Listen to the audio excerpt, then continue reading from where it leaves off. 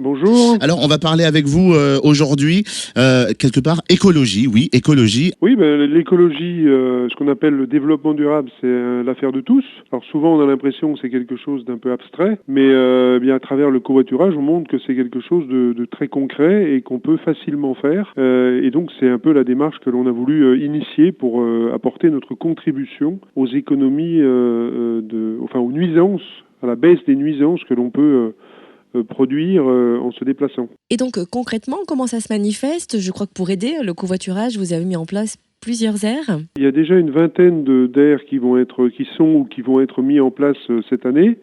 Et puis il y en aura plus d'une centaine à la fin de l'année 2015 pour permettre aux Jurassiens de se retrouver, de s'organiser avec le site juracowatt.fr et de voyager ensemble.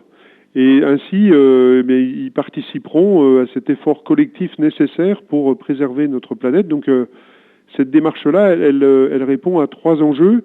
Un premier enjeu qui est c'est la contribution à une amélioration de la qualité de notre air, donc à l'échelle de la planète. Donc chacun peut y participer, c'est ce qu'ils feront. Deuxièmement, c'est une source d'économie, et on sait qu'aujourd'hui cet aspect-là est extrêmement important, puisque en voyageant à plusieurs, on fait des économies. Et puis enfin, c'est aussi un lien social, c'est une façon de se rencontrer et de passer un moment ensemble. Donc ça participe aussi à une meilleure sociabilisation entre les personnes. Alors, j'imagine qu'il y a des auditeurs qui sont en train de se dire, c'est vrai, moi, dans mon village, je dois avoir 2-3 personnes qui vont notamment sur les principales agglomérations, sur Lons, sur Dole, Poligny, dans le Haut. Juracovoitt.fr, c'est la base de l'inscription, de la participation donc à ce mouvement.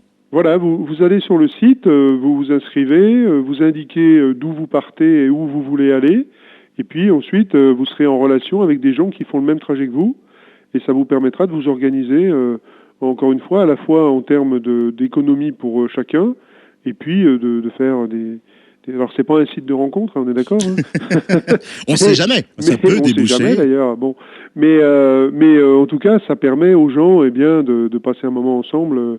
Le matin et le soir, et puis de libérer des places de parking dans les villes, d'améliorer les choses sur la route. Je crois que c'est un effort qui est facile à faire sur un territoire comme le nôtre.